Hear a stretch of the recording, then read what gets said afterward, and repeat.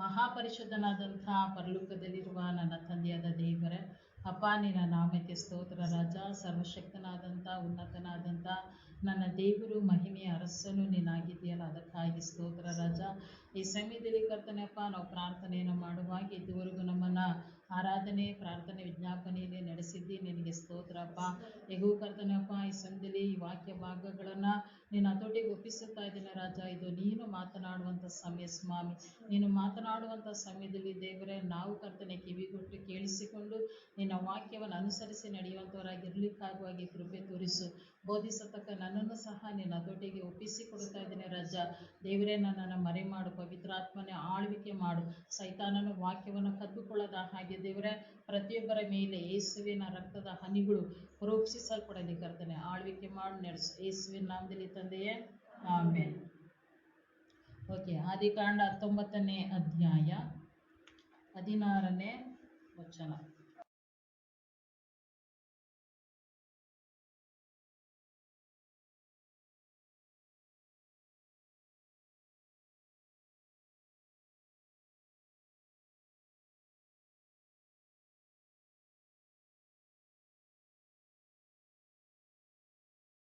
Hallelujah. ಇಲ್ಲಿ ವಾಕ್ಯ ಹೇಳೋದೇನೆಂದ್ರೆ, ಅವನು ತಡ ಮಾಡಲು ಯೆಹೋವನು ಅವನನ್ನ ಕನಿಕರಿಸಿದ್ದರಿಂದ. ಯಾರು ತಡ ಮಾಡ್ತಾ ಇರೋದಿಲ್ಲಿ? ಲೋಟ ಏನ್ ಮಾಡ್ತಾ ಇದ್ದಾನೆ? ತಡ ಮಾಡ್ತಾ ಇದ್ದಾನೆ. ಅದ್ರ ನಿಮಿತ್ತವಾಗಿ ಯೆಹೋವನು ಅವನನ್ನ ಏನ್ ಮಾಡ್ತಾ ಇದ್ದಾರೆ? ಕನಿಕರಿಸ್ತಾ ಇದ್ದಾರೆ. ಯಾಕೆ ಯೆಹೋವನು ಲೋಟನನ್ನ ಕನಿಕರಿಸಬೇಕಾಗಿತ್ತು? ಹಲ್ಲೆಲೂಯ. ಅಬ್ರಹಾಮನ ನಿಮಿತ್ತವಾಗಿ ಲೋಟನನ್ನ ದೇವರೇನ್ ಮಾಡಿದ್ರು? ಕನಿಕರಿಸಿದ್ರು. ಅದು ವಾಕ್ಯ ನೋಡ್ರಿ ಬೇಕಾದ್ರೆ, ಅದೇ 19:29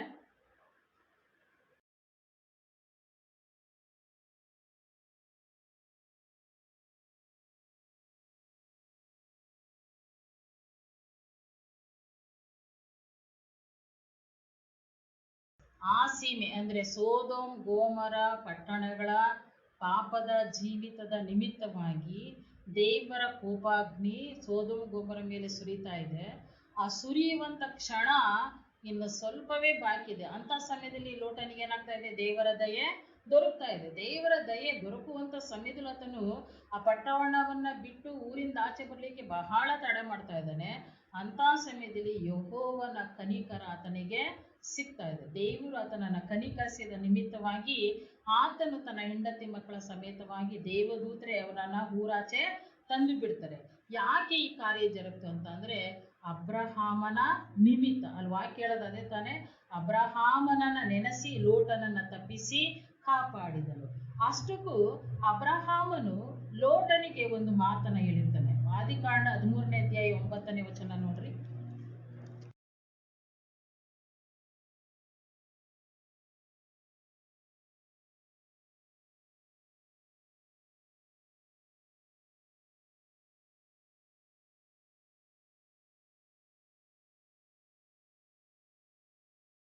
ಹಲ್ಲೆಲೂಯ. ಅಷ್ಟಕ್ಕೂ ಅಬ್ರಹಾಮ ಲೋಟನ್ಗೆ ಏನ್ ಹೇಳಿದಾನೆ? ನೀನ್ ನನ್ನ ಜೊತೆಲೇ ವಾಸ ಮಾಡು, ನಾನು ನಿನಗೋಸ್ಕರ ಯಾವಾಗ್ಲೂ ದೇವರ ಹತ್ರ ಪ್ರಾರ್ಥನೆ ಮಾಡ್ತಾ ಇರ್ತೀನಿ, ನೀನ್ ಇಷ್ಟ ಬಂದಾಗೆ ಜೀವಿಸು ಅಂತ ಏನಾದ್ರೂ ಹೇಳಿದಾನ? ಹೇಳಿಲ್ಲ. ಅಲ್ಲಿ ಹೇಳ್ತಾ ಇರೋಂಥ ಮಾತು ಏನಂದ್ರೆ, ಅಬ್ರಹಾಮನ ದನ ಕಾಯೋರಿಗೂ ಲೋಟನ ದನ ಕಾಯೋರಿಗೂ ಜಗಳ ಉಂಟಾಗಂತ ಸಮಯದಲ್ಲಿ ಅಬ್ರಹಾಮನ ಬಂದು ಹೇಳುವಂತ ಮಾತು, ನನಗೂ ನಿನಗೂ, ನನ್ನ ದನ ಕಾಯೋರಿಗೂ ನಿನ್ನ ದನ ಕಾಯೋರಿಗೂ ಸುಮ್ಮನೆ ಯಾಕೆ ಜಗಳ ಆಗ್ಬೇಕು? ದೇಶ ಎಲ್ಲ ನಿನ್ ಕಣ್ಮುಂದೆ ಇದೆ. ನೀನು ಬಲಗಡೆಗೆ ಹೋದ್ರೆ ನಾನು ಎಡಗಡೆಗೆ ಹೋಗ್ತೀನಿ, ನೀನ್ ಎಡಗಡೆಗೆ ಹೋಗೋದಾದ್ರೆ ನಾನು ಬಲಗಡೆಗೆ ಹೋಗ್ತೀನಿ ಅಂತ ಹೇಳಿ ನನ್ನನ್ನು ಬಿಟ್ಟು ನೀನು ಪ್ರತ್ಯೇಕವಾಗಿ ಹೋಗು, ದಯವಿಟ್ಟು ನನ್ನನ್ನು ಬಿಟ್ಟು ಪ್ರತ್ಯೇಕವಾಗಿ ಹೋಗು ಅಂತ ಅಬ್ರಹಾಮನ್ ಏನ್ ಮಾಡ್ತಾ ಇದ್ದಾನೆ? ಲೋಟನನ್ನ ಕುರಿತು ಹೇಳ್ತಾ ಇದ್ದಾನೆ. ಈಗ ಲೋಟ ಏನ್ ಅನ್ಕೊಂಡಿರ್ಬೋದು? ಯೆಹೋವನ ದಯೆ ಆತನಿಗೆ ದೊರಕಿದ ನಿಮಿತ್ತ ಅಬ್ರಹಾಮನು ಏನ್ ಹೇಳ್ತಾನೆ? ನನಗೆ ನೇರವಾಗಿ ನನ್ನನ್ನು ಬಿಟ್ಟು ಹೋಗು, ನೀನು ಎಡಗಡೆಗೆ ಹೋದ್ರೆ ನಾನು ಬಲಗಡೆಗೆ ಹೋಗ್ತೀನಿ ಅಂತ ಎಲ್ಲ ಹೇಳ್ದ. ನನ್ನ ದನ ಕಾಯರಿಗೂ ನಿನ್ನ ದನ ಕಾಯರಿಗೂ ಜಗಳ ಯಾಕೆ ಅಂತ ಎಲ್ಲ ಹೇಳ್ದ. ಈಗ ನಾನೇನ್ ಮಾಡಿದ್ದೇನೆ? ಊರೊಳಗೆ ಬಂದಂತ ದೇವದೂತರನ್ನ ನನ್ನ ಮನೆಗೆ ಕರೆದುಕೊಂಡು ಬಂದಿದ್ದೇನೆ, ಉಪಚಾರ ಮಾಡಿದ್ದೇನೆ. ಅದರ ನಿಮಿತ್ತವಾಗಿ ಏನಾಗಿದೆ? ಇಲ್ಲಿ ನನಗೆ ದೇವರ ದಯೆ ದೊರಕಿದೆ ಅಂತ ಅನ್ಕೊಂಡಿದ್ದಾನ? ಹಲ್ಲೆಲೂಯ. ಅನ್ಕೊಂಡಿದ್ರೆ ನಾನು ಹೇಳಂತ ಮಾತು, ಆ ರೀತಿಯಾಗಿರ ಮನುಷ್ಯ ಆಗಿದ್ರೆ ಲೋಟನ್ ಏನ್ ಮಾಡ್ತಾ ಇರ್ಲಿಲ್ಲ, ಸೋದೋಮ್ ಗೋಮರ ಪಟ್ಟಣವನ್ನೇ ಆಯ್ಕೆ ಮಾಡ್ತಿರ್ಲಿಲ್ಲ. ಯಾಕೆಂದ್ರೆ ಆತನು ಲೌಕಿಕ ವ್ಯಕ್ತಿಯಾಗಿದ್ದ ಅನ್ನುವಂಥದ್ದು ಆತನ ಒಂದೊಂದು ಮಾರ್ಗದಲ್ಲೂ ಸಹ ಗೊತ್ತಾಗುತ್ತೆ. ಯಾಕೆಂದ್ರೆ ಸೋದೋಮ್ ಗೋಮರ ಪಟ್ಟಣಕ್ಕೆ ಎಂಟ್ರಿ ಕೊಡುವಾಗಲೇ ಅಲ್ಲಿನ ಪಾಪದ ಜೀವಿತ ಪ್ರತಿಯೊಬ್ಬರ ಕಣ್ಣಿಗೂ ರಾಚುವಂಥದ್ದು.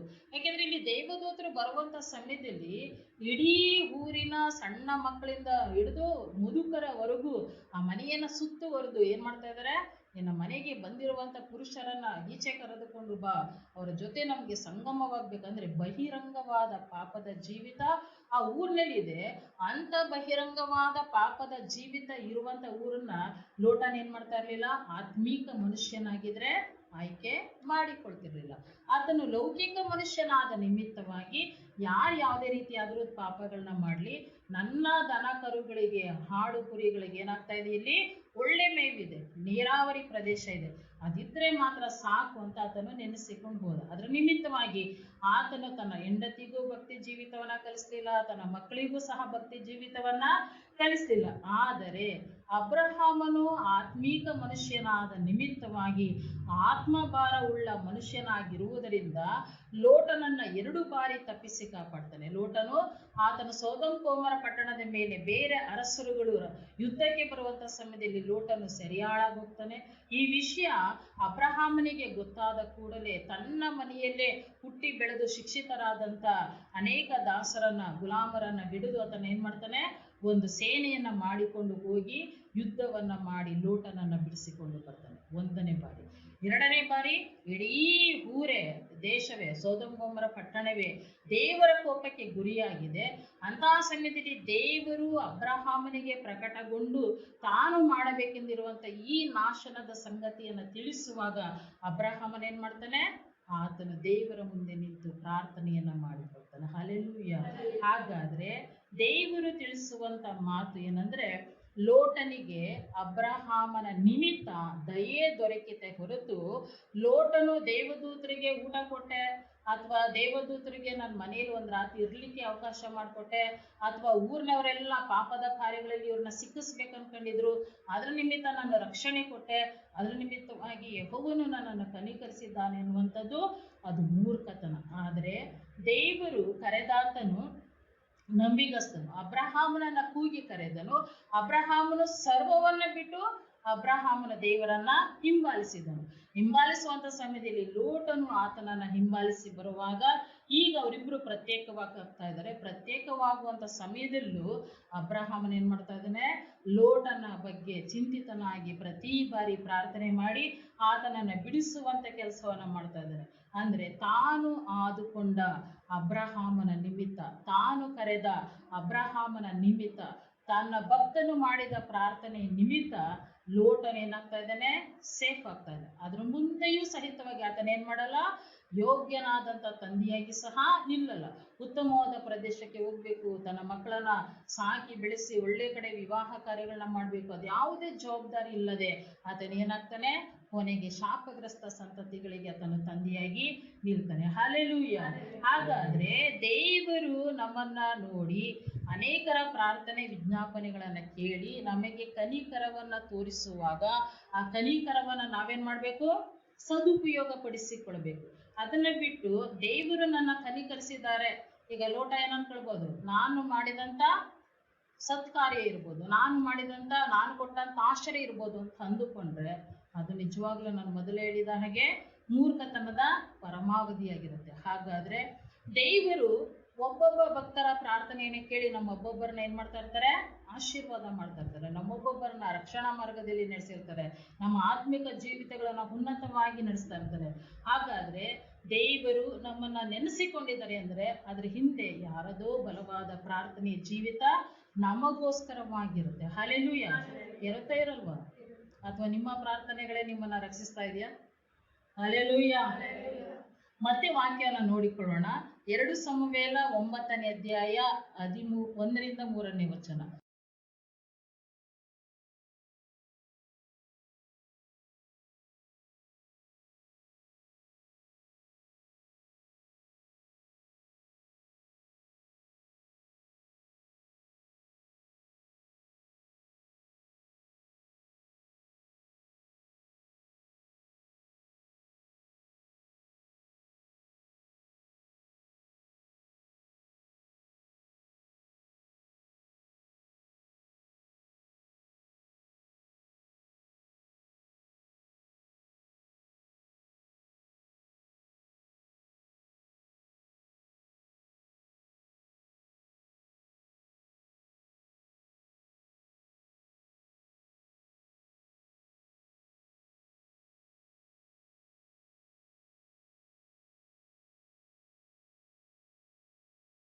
ಹಲ್ಲೆಲೂಯ.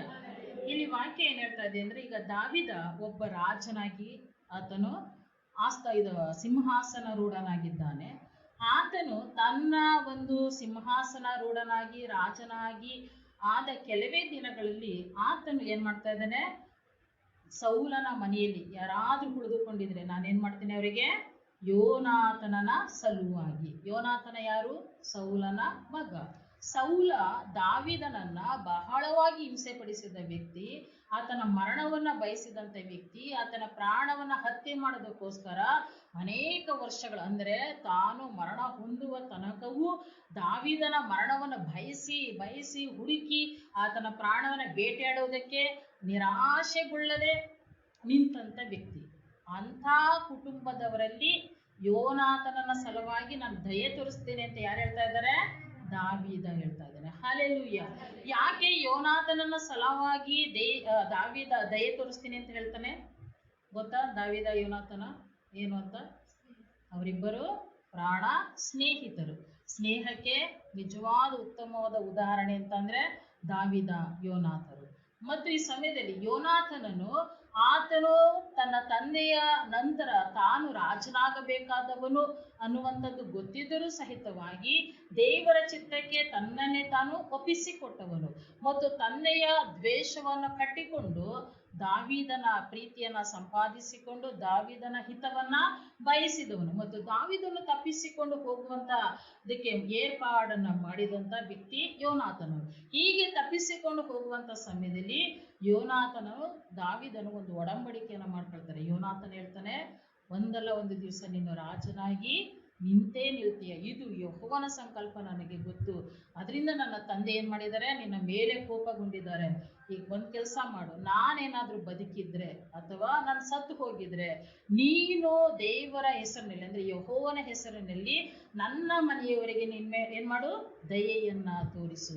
ಯಾಕೆ ಅಂದ್ರೆ ರಾಜರುಗಳೆಲ್ಲ ರಾಜರಾದ ತಕ್ಷಣ ನೀವು ದಾವೀದ ಸೊಲೊಮೋನ ಇವ್ರನ್ನೆಲ್ಲ ಬಿಟ್ಟು ತದನಂತರದ ರಾಜರ ಜೀವನವನ್ನ ನೀವು ನೋಡೋದಾದ್ರೆ ಯಾರು ರಾಜನಾಗಿ ಎದಳ್ತಾನೋ ಆತ ಮಾಡಂತ ಮೊದಲನೇ ಕೆಲಸ ಏನಂದ್ರೆ ಮೊದಲು ಅರಸರಾಗಿದ್ದಂತ ಎಲ್ಲರ ಮಕ್ಕಳನ್ನ ಸಾಯಿಸುವಂಥದ್ದು. ನೀವು ಬೇಕಾದ್ರೆ ಅದು ನ್ಯಾಯಸ್ಥಾಪಕರುಗಳಲ್ಲೂ ಸಹ ನೋಡ್ಬೋದು. 70 ಮಂದಿ 80 ಮಂದಿ ಮಕ್ಕಳಿರ್ತಾರೆ, ಅವ್ರನ್ನೆಲ್ಲರನ್ನ ಕತ್ತರಿಸಿ ಬಾವಿಗಾಕ್ತಾರೆ. ಇದೆಲ್ಲವೂ ಯೋನಾತನನಿಗೆ ಗೊತ್ತಿದ್ದ ನಿಮಿತ್ತವಾಗಿ ದಾವೀದನು ಒಂದು ವೇಳೆ ಸೇಡಿಗೆ ಕೈ ಹಾಕುವುದಾದ್ರೆ ಇಡೀ ನಮ್ಮ ವಂಶವೇನಾಗತ್ತೆ, ನಿರ್ವಂಶವಾಗುತ್ತೆ. ಅದರಿಂದ ನೀನೇನ್ ಮಾಡು, ನಾನು ನಿನಗೆ ಸ್ನೇಹಿತನಾಗಿರೋದ್ರಿಂದ ನೀನು ನನಗೆ ನನ್ನ ಕುಟುಂಬಕ್ಕೆ ದಯೆ ತೋರಿಸುವಂತ ದಾವೀದನನ್ನ ಕೇಳಿಕೊಂಡಿರ್ತಾನೆ. ಅದನ್ನ ಈತನು ಓಡುವುದಕ್ಕೆ ಪ್ರಾರಂಭದ ದಿನಗಳಲ್ಲಿ ಯೋನಾತನನ್ನು ಹೇಳಿದ್ದು. ಆದ್ರೆ ದಾವೀದ ಆತನು ಅಷ್ಟು ವರ್ಷಗಳ ಕಾಲ ಓಡಿ ಆಯಾಸಗೊಂಡಿದ್ರು ಸಹ ಆ ಒಂದು ಸ್ನೇಹದ ಮಾತನ್ನ ಮರೆಯದೆ ಅವನೇನ್ ಮಾಡ್ತಾನೆ, ಯೋನಾತನನ ಮಗ ಮೆಫಿಬೋಶೆತ್ ಅಂತ ಆತನಿಗೆ ದಯೆ ತೋರಿಸ್ತಾನೆ. ಹೇಗೆ? ಆತನನ್ನ ತನ್ನ ಅರಮನೆಯಲ್ಲೇ ಸೇರಿಸಿಕೊಂಡು ರಾಜನ ಪಂಕ್ತಿಯಲ್ಲಿ ಪ್ರತಿ ದಿನ ಭೋಜನ ಆಗ್ಬೇಕು, ಆ ರೀತಿಯಾದಂತ ಕಾರ್ಯಗಳು ಜರುಗ್ತವೆ. ಹಲ್ಲೆಲೂಯ. ಆದ್ರೆ ಒಂದು ದಿನ ದಾವೀದನು ತನ್ನ ಸ್ವಂತ ಮಗನಿಂದಲೇ ಆತನು ಅಧಿಕಾರವನ್ನು ಕಳೆದುಕೊಂಡು ದೇಶವನ್ನು ಬಿಟ್ಟು ಹೋಗುವಂತ ಸಮಯದಲ್ಲಿ ಮೆಫಿಬೋಶೆತನ ಆ ಸೇವಕನಾದಂತ ಚೀಬನು ಆತನು ಕತ್ತೆಗಳ ಮೇಲೆ ಊಟವನ್ನು ಹೇರಿಕೊಂಡು ದಾವೀದನನ್ನ ನೋಡಲು ಬರುವಂತ ಸಮಯದಲ್ಲಿ ಆಗ ದಾವೀದ ಹೇಳ್ತಾನೆ, ನೀನ್ ಯಾಕೆ ಬಂದೆ, ನಿನ್ನ ರಾಜನು ಎಲ್ಲಿ, ನಿನ್ನ ಅರಸನು ಎಲ್ಲಿ ಅಂದಾಗ ದಾವೀದ ಹೇಗೂ ಅರಮನೆಯನ್ನ ಬಿಟ್ಟು ಹೋಗಿದ್ದಾನೆ, ಈಗ ನಾನೇನಾಗ್ತೇನೆ, ನಾನೇ ರಾಜನಾಗ್ತೀನಿ ಅಂತ ಎದ್ದು ಓಡಾಡ್ತಾ ಇದ್ದಾನೆ ಸ್ವಾಮಿ. ಹಲ್ಲೆಲೂಯ. ಎಷ್ಟು ಅನ್ಯಾಯ ಅಲ್ವಾ? ದಾವೀದ ಮನಸ್ಸು ಮಾಡಿದ್ರೆ ಏನಾಗ್ತಾ ಇತ್ತು, ಕ್ಷಣ ಮಾತ್ರದಲ್ಲಿ 2 ಕಾಲು ಕುಂಟಾಗಿರುವಂತ ಮೆಫಿಬೋಶೆತನ್ನ ಸಾಯಿಸ್ಬೋದಾಗಿತ್ತು. ಆದ್ರೆ ದಾವೀದನು ಯೋನಾತನ ನಿಮಿತ್ತವಾಗಿ ದಯೆ ತೋರಿಸಿರ್ತಾರೆ. ಹಲ್ಲೆಲೂಯ. ದೇವರನ್ನ ನೆನೆಸಿ ಯೋನಾತನನ್ನ ಸಲುವಾಗಿ ದೇವರು ಮೆಫಿಬೋಶೆತನ್ನ ಕರುಣಿಸಿರ್ತಾರೆ. ಹಲ್ಲೆಲೂಯ. ಹಿಂದಿರುಗಿ ಬಂದು ಕೇಳುವಾಗ ಮೆಫಿಬೋಶೆತನ ಏನ್ ಮಾಡ್ತಾನೆ, ಚೀಬನ ಮೇಲೆ ಹೇಳ್ತಾನೆ, ನಾನು ನನ್ನ ಒಡೆಯನನ್ನ ಎದುರುಗೊಳ್ಬೇಕು ಅಂತ 2 ಕತ್ತೆಗಳ ಮೇಲೆ ಊಟವನ್ನೆಲ್ಲ ಸಿದ್ಧಪಡಿಸಿಕೊಂಡು ಬರಂತ ಸಮಯದಲ್ಲಿ ಇವನು ನನ್ನನ್ನ ತಳ್ಳಿ ಮೇಲೆ ಕತ್ತೆಯನ್ನ ಏರಿ ಬಂದ್ಬಿಟ್ಟ ಸ್ವಾಮಿ ಅಂತ. ಆಗ ದಾವೀದನು ಒಂದು ಕಾನೂನು ಹೊರಡಿಸ್ತಾನೆ, ಸೌಲನ ಮನೆಯ ಇಡೀ ಆಸ್ತಿ ಏನಾಗ್ಬೇಕು, ಸಮಪಾಲಾಗ್ಬೇಕು, ಚೀಬನ್ಗರ್ಧ ಮೆಫಿಬೋಶೆತನಿಗರ್ಧ ಅಂತ. ಹಲ್ಲೆಲೂಯ. ಅಂದ್ರೆ ದೇವರು ತನ್ನ ದಯೆ ತನ್ನ ಕರುಣೆಯನ್ನ ತನ್ನ ಮಕ್ಕಳ ಮೇಲೆ ಯಾವಾಗಲೇ ತೋರಿಸುವಂಥದ್ದು. ಈ ದಯೆ ಕರುಣೆ ನಾವೇನ್ ನೋಡ್ತಾ ಇದೀವಿ, ಲೋಟನ ಜೀವಿತ ಇರ್ಬೋದು, ಮೆಫಿಬೋಶತನ ಜೀವಿತ ಇರ್ಬೋದು, ಇವೆಲ್ಲ ಲೌಕಿಕವಾದದ್ದು. ನಿಜವಾಗಿಯೂ ಅಬ್ರಹಾಮನ ನೆನೆಸಿ ಲೋಟನನ್ನ ಕಾಪಾಡಿದ ದೇವರು ಮತ್ತು ದಾವೀದನು ಯೋನಾಥನನ ಸಲುವಾಗಿ ದೇವರನ್ನ ನೆನೆಸಿ ಮೆಫಿಬೋಶತನಿಗೆ ಕರುಣೆಯನ್ನ ತೋರಿಸಿದ. ಆದ್ರೆ ನಮಗೆ ಕರುಣೆಯನ್ನ ತೋರಿಸುವಂತ ವ್ಯಕ್ತಿ ಯಾರನ್ನ ನೆನೆಸಿ ಕರುಣೆ ತೋರಿಸ್ಬೇಕು? ಯಾರು ನಮಗೆ ಕರುಣೆ ತೋರಿಸ್ಬೇಕು? ಯಾರ ನಿಮಿತ್ತವಾಗಿ ಕರುಣೆ ತೋರಿಸ್ಬೇಕು? ಹಲ್ಲೆಲೂಯ. ತಂದೆಯಾದ ದೇವರು ಯೇಸು ಕ್ರಿಸ್ತನ ನಿಮಿತ್ತವಾಗಿ ನಮಗೆ ಕರುಣೆ ದಯೆಯನ್ನ ತೋರಿಸಬೇಕು. ಹಲ್ಲೆಲೂಯ. ಈಗ ನಾವು ಮೊದಲು ನೋಡಿದಂತ ವ್ಯಕ್ತಿಗಳು ಅವರು ಲೌಕಿಕವಾದಂತ ಸುರಕ್ಷತೆ, ಸಮೃದ್ಧಿ, ಆಶೀರ್ವಾದವನ್ನ ಹೊಂದಿಕೊಂಡವರೇ ಹೊರತು ಆತ್ಮಿಕವಾದ ಆಶೀರ್ವಾದವನ್ನ ಹೊಂದಿಕೊಂಡವರಲ್ಲ. ಹಾಗಾದ್ರೆ ಈ ದಿನ ದೇವರು ನಮ್ಮ ಸಂಗಡ ಮಾತನಾಡುವಂಥದ್ದೇನೆಂದ್ರೆ, ಈಗ ನೀವು ಬೇರೆಯವರ ದಯೆ, ಬೇರೆಯವರ ಕೃಪೆ, ಬೇರೆಯವರ ಕನಿಕರವನ್ನ ಬೇರೆಯವರ ಸಲುವಾಗಿ ಹೊಂದಿಕೊಳ್ಬೇಕನ್ನೋದಾದ್ರೆ ಲೋಕದಲ್ಲಿ ಮಾತ್ರವೇ ನಿಮಗೆ ಸುಭದ್ರತೆ ಇರುತ್ತೆ. ಆದ್ರೆ ಮುಂದೆ ಬರುವಂತ ಹಿಂಸಾ ಕಾಲದಲ್ಲಿ ಏನಾಗಲ್ಲ, ನಿಮಗೆ ಸುಭದ್ರತೆ ಸಿಕ್ಕುವುದಿಲ್ಲ. ವಾಕ್ಯವನ್ನು ನೋಡಿಕೊಳ್ಳೋಣ. ಪ್ರಕಟಣೆ 6ನೇ ಅಧ್ಯಾಯ, ಪ್ರಕಟಣೆ 6, 7-8.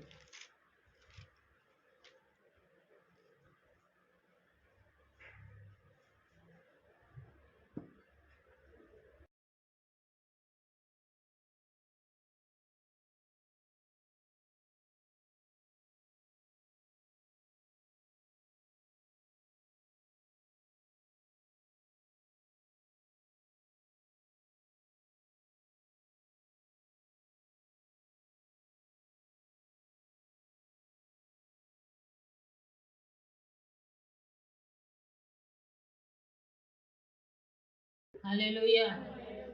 ನಾವೆಲ್ಲ ಅನ್ಕೊಳ್ಬೋದು, ನಾನು ಪ್ರಾರ್ಥನೆ ಮಾಡ್ತಾ ಇದ್ದೇನೆ, ಸುರಕ್ಷಿತವಾಗಿದ್ದೇನೆ, ನನ್ನ ಪ್ರಾರ್ಥನೆಯಿಂದನೇ ನಾವು ಸೇಫ್ಟಿಯಾಗಿದ್ದೇವೆ, ಅಥವಾ ಬೇರೆಯವರು ನನಗೋಸ್ಕರ ಪ್ರಾರ್ಥನೆ ಮಾಡ್ತಾರೆ ಅದರಿಂದ ನಾವು ಸುರಕ್ಷಿತವಾಗಿದ್ದೇವೆ ಅಂತ. ಹೌದು, ಒಬ್ಬರ ಪ್ರಾರ್ಥನೆ ಇನ್ನೊಬ್ಬರನ್ನ ಖಂಡಿತವಾಗಿಯೂ ಅನೇಕ ಸಮಸ್ಯೆಗಳಿಂದ ತಪ್ಪಿಸಿ ಕಾಪಾಡುವಂಥದ್ದು. ಆದ್ರೆ ಈಗ ನಾವಿರುವಂತ ಕಾಲಘಟ್ಟ ಯಾವುದದು? 4ನೇ ಮುದ್ರೆಯನ್ನ ಒಡೆಯುವಂತ ಸಮಯ, ಒಡೆದಿರುವಂತ ಸಮಯ. ಇದರಲ್ಲಿ ಏನಾಗುತ್ತೆ ಅಂತ ಅಂದ್ರೆ, ಪಾತಾಳವೆಂಬುವನು ಏನ್ ಮಾಡ್ತಾನಂದ್ರೆ, ಆ ಬೂದಿ ಬಣ್ಣದ ಕುದುರೆಯಲ್ಲಿ ಕಾಣಿಸಿಕೊಂಡಂತ ವ್ಯಕ್ತಿಯ ಹಿಂದೆ ಪಾತಾಳವೆಂಬುವನು ಬಂದನು. ಆ ಬೂದಿ ಬಣ್ಣದ ಕುದುರೆಯಲ್ಲಿ ಕೂತಿದ್ದಂತ ವ್ಯಕ್ತಿ ಯಾರು? ಮೃತ್ಯು. ಹಲ್ಲೆಲೂಯ. ಮೃತ್ಯು ಅಂದ್ರೆ ಮರಣ. ಮರಣವು ಈ ಭೂಲೋಕವನ್ನ ಆಳ್ವಿಕೆ ಮಾಡುವಂತ ಸಮಯ. ಹಾಗಾಗಿ ಎಲ್ಲಾ ಕಡೆ ಯುದ್ಧಗಳು ಮತ್ತು ಘೋರವಾದ ವ್ಯಾಧಿಗಳು ಮತ್ತು ಕಾಡು ಮೃಗಗಳಿಂದ ಕೊಲ್ಲುವಂಥದ್ದು ಇವೆಲ್ಲವೂ ಸಹಿತವಾಗಿ ನಾವು ನೋಡ್ತಾ ಇದ್ದೀವಿ. ಅಂದ್ರೆ ದೇವ್ರ ವಾಕ್ಯ ಹೇಳೋದೇನಂದ್ರೆ, ಅಲ್ಲಿ ವಾಕ್ಯ ಹೇಳೋದು ಕತ್ತಿಯಿಂದಲೂ, ಬರದಿಂದಲೂ, ಅಂಟು ರೋಗದಿಂದಲೂ, ಕಾಡು ಮೃಗಗಳಿಂದಲೂ ಅಂತಾರೆ. ಇವು ದೇವರ 4 ಆಯುಧಗಳು. ನೀವು ಯೆಹೆಜ್ಕೇಲನ ಗ್ರಂಥ ನೀವು ನೋಡೋದಾದ್ರೆ ದೇವರೇನ್ ಮಾಡ್ತಾರೆ? ನಾನು ನನ್ನ ಕೋಪವನ್ನ ನಿಮ್ಮ ಮೇಲೆ ಸುರಿಸುವನು, ನಿಮ್ಮ ಜೀವನಕ್ಕೆ ಆಧಾರವಾದ ಆಹಾರವೆಂಬ ಊರುಕೋಲನ್ನೇ, ನಿಮ್ಮ ಆದಾಯವಾಗತಕ್ಕ ಊರುಕೋಲನ್ನೇ ಮುರಿದು ಬಿಡುವೆನು. ಆಗ ಏನುಂಟಾಗತ್ತೆ? ಭರ ಉಂಟಾಗತ್ತೆ. ಮತ್ತೆ ವಾಕ್ಯ ಹೇಳೋದೇನಂದ್ರೆ, ಅಂಟು ರೋಗವನ್ನ ಉಂಟು ಮಾಡುವೆನು ಅಂತ. ಅಂಟು ರೋಗ ಅಂದ್ರೆ ಒಬ್ಬರಿಂದ ಒಬ್ಬರಿಗೆ ಅಂಟಿ ಅದು ಹರಡಿ ಸಮೂಹವೆಲ್ಲ ನಾಶವಾಗುವಂಥದ್ದು. ಮತ್ತು ವಾಕ್ಯ ಹೇಳೋದಂತಂದ್ರೆ ಆ ಕತ್ತಿ ಅಂತಂದ್ರೆ ಸಂಹಾರಗಳು. ಈಗ ಇಸ್ರೇಲಲ್ಲಿ ಯುದ್ಧಗಳು ನಡೀತಾ ಇದೆ, ರಷ್ಯಾ ಯುಕ್ರೇನಲ್ಲಿ ಯುದ್ಧಗಳು ನಡೀತಾ ಇದೆ. ಹಾಗಾಗಿ ಎಲ್ಲಾ ಗಡಿ ಭಾಗಗಳಲ್ಲೂ ಯುದ್ಧಗಳು ನಡೀತಾ ಇರುತ್ತೆ. ಅಲ್ಲಿ ಸಾವಿರಾರು ಜನರು ಏನಾಗ್ತಾ ಇರ್ತಾರೆ? ಸಾವನ್ನ ಅನುಭವಿಸ್ತಲೇ ಇರ್ತಾರೆ. ಮತ್ತು ಕಾಡು ಮೃಗಗಳಿಂದ ಕೊಲ್ಲುವುದಕ್ಕೆ ದೇವರೇನ್ ಮಾಡ್ತಾರೆ? ಅಧಿಕಾರವನ್ನ ಕೊಡ್ತಾರೆ. ಈಗ ಒಬ್ಬ ರಾಜನಾದಂತ ನೆಬೂಕದ್ನೆಚ್ಚರನು ಆತನು ಗರ್ವಿಷ್ಠನಾದ ನಂತರ ದೇವರೇನ್ ಮಾಡ್ತಾರೆ? ಆತನ ಬುದ್ಧಿಯನ್ನ ಪ್ರಾಣಿ ಬುದ್ಧಿಯಾಗಿ ಮಾರ್ಪಡಿಸಿ ಆತನು ಅಡವಿಯ ಹುಲ್ಲನ್ನ ಮೇಯುವುದಕ್ಕೆ ದೇವರು ಕಳಿಸ್ತಾರೆ. ಒಬ್ಬ ರಾಜನನ್ನೇ ಮೃಗದ ಬುದ್ಧಿಯನ್ನ ಕೊಟ್ಟು, ಮೃಗದ ಹೃದಯವನ್ನ ಕೊಟ್ಟು ಆತನು ಕಾಡಿನಲ್ಲಿ ಹುಲ್ಲನ್ನ ಮೇಯುವಂತ ಮನುಷ್ಯನಾಗಿ ಬದಲಾಗ್ತಾನೆ ಅನ್ನೋದಾದ್ರೆ, ಒಂದು ಕಾಡಿನಲ್ಲಿರುವಂತ ಪ್ರಾಣಿಗಳು ನಾಡಿಗೆ ಬಂದು ಮನುಷ್ಯರನ್ನ ಕೊಲ್ಲಲ್ವಾ? ಯಾಕೆ ಇದೆಲ್ಲ ನಡೆಯುತ್ತೆ ಅಂತಂದ್ರೆ, ಭೂಲೋಕದಲ್ಲಿ ಉಂಟಾಗ್ತಾ ಇರುವಂತ ಪಾಪದ ಜೀವಿತ. ಅದ್ರ ಜೊತೆಗೆ ದೇವರನ್ನ ನಂಬಿರುವಂಥವರು ದೇವರ ಮಾರ್ಗವನ್ನ ಬಿಟ್ಟು ಇತರ ಮಾರ್ಗದಲ್ಲಿ ದೇವರನ್ನ ಅಸಹ್ಯವಾಗಿ ನೋಡುವಂತ ಮತ್ತು ದೇವರನ್ನ ಅವಮಾನ ಪಡಿಸುವಂತ ಕೆಲಸ ಕಾರ್ಯಗಳಲ್ಲಿ ಹೋಗ್ತಾ ಇರುವಂತದ್ದು. ಹಲ್ಲೆಲೂಯ. ಈ ಯುದ್ಧಗಳೆಲ್ಲ ಜರುಗಿದ ಮೇಲೆ ದೇವ್ರ ವಾಕ್ಯ ನೀವು ನೀಟಾಗಿ ಓದ್ಬೇಕನ್ನೋದಾದ್ರೆ ಯೆಹೆಜ್ಕೇಲ 38ನೇ ಅಧ್ಯಾಯ 39ನೇ ಅಧ್ಯಾಯ 2 ಅಧ್ಯಾಯಗಳನ್ನ ನೀವು ನೋಡ್ರಿ. ಆ 2 ಅಧ್ಯಾಯಗಳಲ್ಲಿ ವಾಕ್ಯ ಹೇಳೋದೇನಂತಂದ್ರೆ, ಈಗ ನಡೆಯುವಂತ ಯುದ್ಧ 7 ವರ್ಷಗಳ ತನಕ ನಡೆಯುತ್ತಾನೆ ಇರುತ್ತಂತೆ. ಇಸ್ರಾಯೇಲ್ ಮೇಲೆ ಎಲ್ಲಾ ದೇಶಗಳು ಒಟ್ಟಾಗಿ ಗುಂಪು ಕೂಡಿ ಯುದ್ಧಕ್ಕೆ ಬರ್ತದಂತೆ. ಅದಕ್ಕೆ ಮುಖ್ಯವಾಗಿ ರಷ್ಯಾ ಅನ್ನುವಂಥದ್ದು ಪ್ರಮುಖ ಸ್ಥಾನವನ್ನು ವಹಿಸಿಕೊಂಡು ಬರುವಂತ ಸಮಯದಲ್ಲಿ ಅಲ್ಲಿ ವಾಕ್ಯ ಹೇಳುತ್ತೆ, ಇಸ್ರಾಯೇಲಿನ ಜನರು ಹೊರ ಬಂದು ಎಲ್ಲರ ರಥಗಳಿಗೆ ಬೆಂಕಿಯನ್ನು ಹಾಕುವರು, ಅವರು 7 ವರ್ಷ ತನಕ ಸುಡುತ್ತಲೇ ಇರುವರು ಅಂತ. ಈ 7 ವರ್ಷಗಳ ತನಕ ಸುಟ್ಟ ಆದ್ಮೇಲೆ ದೇವರ ವಾಕ್ಯ ಏನ್ ಹೇಳುತ್ತೆ ಅಂದ್ರೆ, ಇಡೀ ರಷ್ಯಾದ ಸೇನೆಯನ್ನ ಲವಣ ಸಮುದ್ರ ಅಂದ್ರೆ ಉಪ್ಪಿನ ಸಮುದ್ರ ಅಂತ ನಾವೇನಂತೀವೋ ಅಲ್ಲಿ ಹೂಣಿಡುವಂತ ಕೆಲಸ ಉಂಟಾಗತ್ತಂತೆ. ಎಷ್ಟು ತಿಂಗಳಂದ್ರೆ 7 ತಿಂಗಳವರೆಗೂ ಎಲ್ಲರ ಶವಗಳನ್ನ ಹೂಣಿಡ್ತಾರಂತೆ. ಯಾಕೆ ಅಂದ್ರೆ ಇಡೀ ಭೂಲೋಕದ ಎಲ್ಲಾ ರಾಷ್ಟ್ರಗಳು ಒಟ್ಟಾಗಿ ಇಸ್ರೇಲ್ ಮೇಲೆ ಬರುವಂತ ಸಮಯದಲ್ಲಿ ಇಸ್ರೇಲ್ ಏಕಾಂತವಾಗಿ ನಿಲ್ಲುವಂತ ಸಮಯದಲ್ಲಿ, ಅಂದ್ರೆ ಅನೇಕ ಮಿತ್ರ ರಾಷ್ಟ್ರಗಳು ಸಹಿತವಾಗಿ ಇವರಿಗೆ ಸಪೋರ್ಟ್ ಆಗಿ ಬಂದ್ರೂ ಕೂಡ ಇಸ್ರೇಲ್ ಮೇಲೆ ಯುದ್ಧಕ್ಕೆ ಬಂದಂತ ರಷ್ಯಾದ ಕಥೆಯನ್ನ ನೋಡಿ ದೇವರು ಏನ್ ಹೇಳ್ತಾರೆ, ನಾನು ಆ ದಿನ ಮೈಗೊಡವಿ ಎದ್ದು ನಿಲ್ಲುವೆನು, ಇಸ್ರೇಲಲ್ಲಿ ಅದ್ಭುತ ಕಂಪನವಾಗುವುದು ಖಂಡಿತ ಅಂತ. ಹೇಗೆ ಅವರೆಲ್ಲ ದೊಡ್ಡ ದೊಡ್ಡ ಸೇನೆಯನ್ನ, ಲಕ್ಷಾಂತರ ಸೈನಿಕರನ್ನ, ಈಗ ಚೀನಾ ಇರ್ಬೋದು, ರಷ್ಯಾ, ಇರಾಕ್, ಇರಾನ್ ಮತ್ತು ಎಲ್ಲಾ ಸೌದಿ ರಾಷ್ಟ್ರಗಳು, ಎಲ್ಲಾ ಮುಸ್ಲಿಂ ರಾಷ್ಟ್ರಗಳು ಮತ್ತು ಈಜಿಪ್ಟ್ ಇವೆಲ್ಲ ಸೇರಿ ಇಸ್ರೇಲ್ ವಿರುದ್ಧವಾಗಿ ಹೋಗಂತ ಸಮಯದಲ್ಲಿ ಲಕ್ಷಾಂತರ ಸೈನಿಕರು, ಕೋಟ್ಯಾಂತರ ಸೈನಿಕರು ಉಂಟಾಗ್ತಾರೆ. ಅಲ್ಲಿರುವಂತ ಪ್ರತಿಯೊಂದು ಸೇನೆಗಳ ಮೇಲೆ ದೇವರು ಹೇಗೆ ಯುದ್ಧ ಮಾಡ್ತಾರೆ ಅಂದ್ರೆ, ಆ ದಿನ ಇಸ್ರಾಯೇಲಿನ ಪರ್ವತಗಳಿಗೆ ನಾನು ಅಪ್ಪಣೆಯನ್ನು ಕೊಡುವೆನು, ನನ್ನ ಖಡ್ಗವು ಎದ್ದು ಒಬ್ಬರನ್ನೊಬ್ಬರ ಸಂಹರಿಸುವುದು. ಹೇಗೆ ಅಂತ ಅಂದ್ರೆ ಅವರವರೇ ಯುದ್ಧವನ್ನ ಮಾಡಿಕೊಂಡು ಅವರವರೇ ನಾಶವಾಗುವ ಮಟ್ಟಿಗೆ, ಮತ್ತು ಅವರು ತನ್ನ ಆಯುಧಗಳ ಮೇಲೆ ದೇವ್ರ ವಾಕ್ಯ ಹೇಳುತ್ತೆ, ವಿಪರೀತವಾದ ಮಳೆಯನ್ನ, ಆಲಿಕಲ್ಲು ಮಳೆಯನ್ನ, ಬೆಂಕಿಯನ್ನ, ಗಂಧಕವನ್ನ ಸುರಿಸುವೆನು ಅಂತ. ಈ ರೀತಿಯಾಗಿ ಎಲ್ಲರ ಆಯುಧಗಳೇನಾಗ್ಬೇಕು, ನಿಷ್ಪ್ರಯೋಜನ ಆಗ್ಬೇಕು. ಆ ರೀತಿಯಾಗಿ ದೇವರು ಇಸ್ರಾಯೇಲನ್ನ ಆ ದಿನ ರಕ್ಷಿಸಿ ಕಾಪಾಡ್ತಾರೆ. ಇದೆಲ್ಲ ಯಾಕೆ ಹೇಳ್ತಾ ಇದ್ದೀನಿ ಅಂದ್ರೆ, ಇದೆಲ್ಲ ಕಳೆದ ಮೇಲೆ 7 ತಿಂಗಳವರೆಗೆ ಏನ್ ಮಾಡ್ತಾ ಇರ್ತಾರೆ, ಒಬ್ಬೊಬ್ಬರ ಶವಗಳನ್ನ ಹೂಣಿಡ್ತಾ ಇರ್ತಾರೆ ಇಸ್ರಾಯೇಲ್ನಲ್ಲಿ. ಅದರ ನಂತರ ಮತ್ತೆ 7 ತಿಂಗಳು ಯಾರ್ದಾದ್ರೂ ಎಲುಬು ಸಿಗುತ್ತೇನೋ, ನಾವು ದೇಶವನ್ನ ಶುದ್ಧಿ ಮಾಡ್ಬೇಕು ಅಂತ ಹೇಳಿ ಇಸ್ರಾಯೇಲಲ್ಲಿ ಏನ್ ಮಾಡ್ತಾರೆ, ಎಲುಬುಗಳನ್ನ ಹುಡುಕುವಂತ ಕೆಲಸವನ್ನ ಮಾಡ್ತಾರೆ. ಇದೆಲ್ಲ ಕ್ಲೀನ್ ಆದ್ಮೇಲೆ ಯೆರೂಸಲೇಮಿನಲ್ಲಿ ದೇವಾಲಯ ಕಟ್ಟಲ್ಪಡುತ್ತೆ. ಆ ದೇವಾಲಯ ಕಟ್ಟಲ್ಪಡುವುದಕ್ಕಿಂತ ಮುಂಚಿತವಾಗಿ ನಮ್ಮ ಕರ್ತನು ನಮಗಾಗಿ ಬಂದು ನಮ್ಮನ್ನ ಕರೆದೊಯ್ಯುವಂತ ರಹಸ್ಯ ಬರೋಣ ಉಂಟಾಗುವಂಥದ್ದು. ಆಗ ಅಬ್ರಹಾಮನು ನನಗೋಸ್ಕರ ಪ್ರಾರ್ಥನೆ ಮಾಡ್ತಾ ಇದ್ದಾನೆ, ಅಥವಾ ದಾವಿದ ಯೋನಾಥನನ್ನ ನೆನೆಸಿ ಮೆಫಿಬೋಶತನಿಗೆ ಕರುಣೆಯನ್ನ ತೋರಿಸ್ತಾ ಇದ್ದಾನೆ ಅನ್ನುವ ರೀತಿ ಸಂಗತಿಯಲ್ಲಿರಲ್ಲ. ಯಾಕೆಂದ್ರೆ ನಾವು ಆತ್ಮಿಕವಾಗಿ ಸಿದ್ಧರಾಗಿ, ಚಿಯೋನ್ ಮೊದಲಿಗಿತ್ತಿಯಾಗಿ ನಾವು ಮೊದಲಿಂಗನನ್ನು ಎದುರುಗೊಳ್ಳುವುದಕ್ಕೆ ಸಿದ್ಧರಾಗಿದ್ರೆ ಮಾತ್ರವೇ ಆ ಬರೋಣದಲ್ಲಿ ನಾವು ಎತ್ತಲ್ಪಡುವಂಥದ್ದು. ಹಲ್ಲೆಲೂಯ. ನಾವು ಇದುವರೆಗೂ ಕಪಟ ವೇಷಧಾರಿಗಳಾಗಿ, 2 ಮನಸ್ಸುಳ್ಳವರಾಗಿ, ದೇವರ ಚಿತ್ತಕ್ಕೆ ಅವಿಧೇಯರಾಗಿ ನಡೆದಿರುವ ಪ್ರಕಾರವೇ ಇನ್ನು ಮುಂದೆಯೂ ನಾವು ನಡೆದುಕೊಳ್ಳುವುದಾದ್ರೆ ನಾವೇನಾಗ್ತೇವೆ, ಕೈ ಬಿಡಲ್ಪಡ್ತೇವೆ. ಟೆಕ್ನಾಲಜಿ ಎಲ್ಲರೂ ಆನಂದಿಸ್ತಾ ಇದ್ದಾರೆ, ಇಡೀ ಲೋಕ ಅಲ್ವಾ. ಅದು ಮುಂದಿನ ದಿನಮಾನದಲ್ಲಿ ಅದೇ ಸೈತಾನನ ದೊಡ್ಡ ಆಯುಧವಾಗಿ ಬದಲಾಗುತ್ತೆ. ಹಲ್ಲೆಲೂಯ. ಅದು ನಿಮ್ಮನ್ನ ಒಂದೊಂದು ಕ್ಷಣಕ್ಕೂ ಗುರುತಚ್ಚಿ ಅದು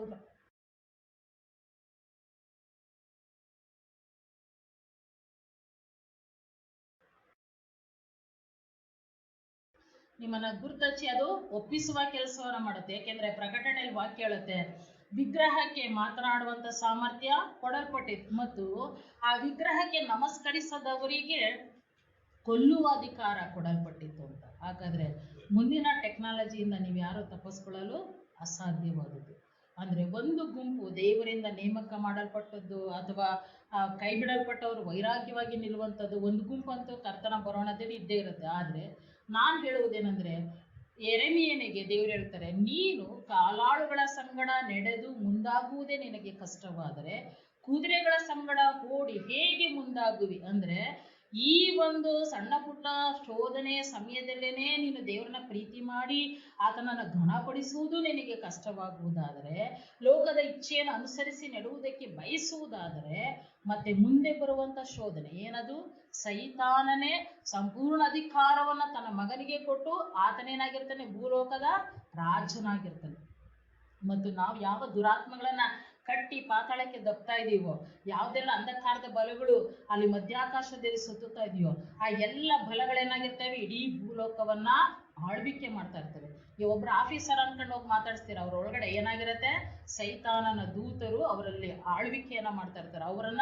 ಅವರು ನಿಯಂತ್ರಣದಲ್ಲಿ ಇಟ್ಕೊಂಡಿರ್ತಾರೆ. ಅಂದ್ರೆ ಸಂಪೂರ್ಣವೇ ಸೈತಾನನ ಜಗತ್ತು ಈ ಭೂಲೋಕ ಆಗಿರುತ್ತೆ. ಹಾಗಾದ್ರೆ ಅಂಥ ಕೇಡಿನಿಂದ ನೀವು ತಪ್ಪಿಸಿಕೊಳ್ಬೇಕು ಅಂತಾದ್ರೆ ನಿಮ್ಮ ಒಬ್ಬೊಬ್ಬರ ವೈಯಕ್ತಿಕವಾದ ಭಕ್ತಿಯ ಜೀವಿತ, ಲೋಕವನ್ನ ಬಿಟ್ಟು ದೇವರನ್ನ ಘನಪಡಿಸುವಂತ ಜೀವಿತ.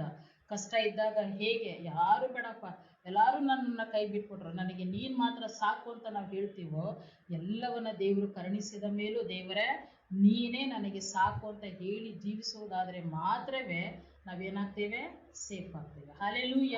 ಯಾಕೆಂದ್ರೆ ಲೋಕವನ್ನಾಗಲಿ ಲೋಕದಲ್ಲಿರುವುಗಳನ್ನಾಗಲಿ ಪ್ರೀತಿಸಬೇಡ್ರಿ ಅನ್ನುವಂಥದ್ದೇ ದೇವರ ನಿಯಮ. ಯಾಕೆಂದ್ರೆ ಲೋಕದೊಳಗಿಂದ ದೇವರು ನಮ್ಮನ್ನು ಆರಿಸಿ ತೆಗೆದುಕೊಂಡಿದ್ದಾರೆ. ಹಾಗಾಗಿ ನೋಹನು ತನ್ನ ಜೀವಮಾನದಲ್ಲಿ ತನ್ನ ಕಾಲದವರಲ್ಲಿ ತಪ್ಪಿಲ್ಲದವನಾಗಿ ನಡೆದನು, ಅದರಿಂದ ದೇವರ ದಯೆ ಆತನಿಗೆ ದೊರಕಿತು. ನಾನು ನನ್ನ ಕಾಲದವರಲ್ಲಿ ಸೇರಿಕೊಂಡು ತಪ್ಪುಳ್ಳವನಾಗಿ ಅವರ ಜೀವಿತವನ್ನೇ ನಾನು ಜೀವಿಸ್ತಾ ಇದ್ದೇನೆ ಅಂದ್ರೆ ದೇವರ ದಯೆ ನನಗೆ ದೊರಕಲಿಕ್ಕೆ ಸಾಧ್ಯವೇ ಇಲ್ಲ. ಹಲ್ಲೆಲೂಯ. ಹಾಗಾದ್ರೆ ದೇವರ ದಯೆ, ಕನಿಕರ ಶರೀರದ ಆಶೀರ್ವಾದಕ್ಕೆ ಬೇಕು ಅಂದ್ರೆ ನೀವು ಹೇಗ್ ಬೇಕಾದ್ರೂ ಜೀವಿಸ್ಬೋದು.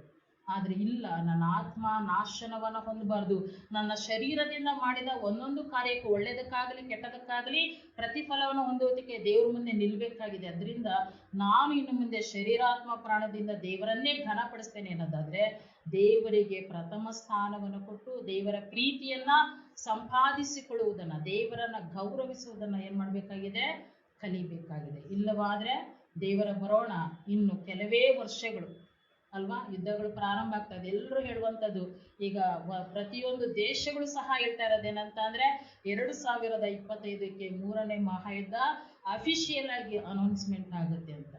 ಯಾಕೆಂದ್ರೆ ಅದಕ್ಕೋಸ್ಕರವೇ ಎಲ್ಲ ಬಲಪಂಥೀಯ ನಾಯಕರುಗಳು ಎಬ್ಬಿಸಲ್ಪಡ್ತಾ ಇದ್ದಾರೆ. ಒಂದೊಂದು ದೇಶದ ಪ್ರಧಾನಿಗಳನ್ನ ನೀವು ನೋಡೋದಾದ್ರೆ ಆ ದೇಶದ ಮೇಲಿನ ಅಭಿಮಾನ ಇರುವಂಥವರು, ಅವರವರ ಧರ್ಮದ ಮೇಲೆ ಅಭಿಮಾನ ಇರುವಂಥವರು ಒಂದೊಂದು ದೇಶದಲ್ಲಿ ಎಬ್ಬಿಸಲ್ಪಡ್ತಾ ಇದ್ದಾರೆ. ಈಗ ಪುಟಿನ್ ಆತನೇ ಸರ್ವಾಧಿಕಾರಿಯಾಗಿ ಆಯಿತು, ಮತ್ತು ಚೀನಾ ದೇಶದ ಅಧ್ಯಕ್ಷ ಆತನೇ ಸರ್ವಾಧಿಕಾರಿಯಾಗಿ ನಿಂತಿದ್ದಾಯ್ತು. ಈಗ ನೆಕ್ಸ್ಟ್ ಡೊನಾಲ್ಡ್ ಟ್ರಂಪ್ ಅವರು ಸಹಿತವಾಗಿ ಅವರೇ ಅಧಿಕಾರಕ್ಕೆ ಬರ್ತಾರೆ ಅಂತ ಹೇಳ್ತಾ ಇದ್ದಾರೆ. ಇದೆಲ್ಲವನ್ನ ನೋಡುವುದಾದ್ರೆ ಮುಂದೆ ಇರುವಂಥದ್ದು ಏನೋ ಘೋರವಾದ ಯುದ್ಧ. ಯುದ್ಧದಲ್ಲಿ ಏನಾಗುತ್ತೆ, ಅಂಟು ರೋಗನೂ ಬರುತ್ತೆ, ಬರಗಾಲನೂ ಬರುತ್ತೆ, ಮತ್ತು ಕಾಡು ಮೃಗಗಳು ನಾಡಿಗೆ ಬಂದು ಸಿಕ್ಕವರನ್ನ ಕೊಲ್ಲುವಂತ ಕಾರ್ಯಗಳು ಜರುಗ್ತವೆ. ಇದೆಲ್ಲ ಕಳೆದ ಕೆಲವೇ ವರ್ಷಗಳಲ್ಲಿ ಇಸ್ರೇಲಲ್ಲಿ ಆಲಯ ಕಟ್ಟಲ್ಪಡಬೇಕು ಅಂದ್ರೆ ಎತ್ತಲ್ಪಡಬೇಕು ಸಭೆ. ಯಾಕೆಂದ್ರೆ ಸಭೆ ಯೆರೂಸಲೇಮ್ ದೇವಾಲಯ ಒಡೆಯಲ್ಪಟ್ಟ ಕೂಡಲೇ ಹೇಗೆ ಸಭೆ ಅನ್ನುವಂಥದ್ದು ಅಭಿವೃದ್ಧಿಯಾಗಿ ಲೋಕದ ಕಡೆ ಎಲ್ಲ ಆವರಿಸಿಕೊಳ್ತೋ, ಹಾಗೆ ಸಭೆ ಎತ್ತಲ್ಪಟ್ಟಾಗ ದೇವಾಲಯ ಕಟ್ಟಲ್ಪಡುತ್ತೆ. ಹಲ್ಲೆಲೂಯ.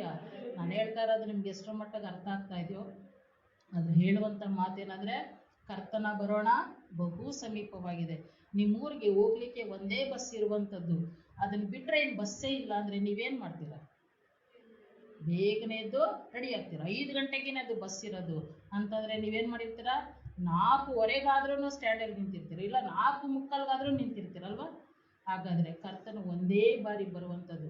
ಪದೇ ಪದೇ ಬಂದು ಇವತ್ತು ನೀನು ರೆಡಿ ಆಗಿದ್ಯಾ, ಬಾ ನಾನು ಕರ್ಕೊಂಡು ಹೋಗ್ತೀನಿ, ನಾಳೆ ರೆಡಿ ಆಗ್ತೀಯ ನೀನು, ಆಯ್ತು ಬಾ ಕರ್ಕೊಂಡು ಹೋಗ್ತೀನಿ, ಆ ಥರ ಇಲ್ಲ. ಹಲ್ಲೆಲೂಯ.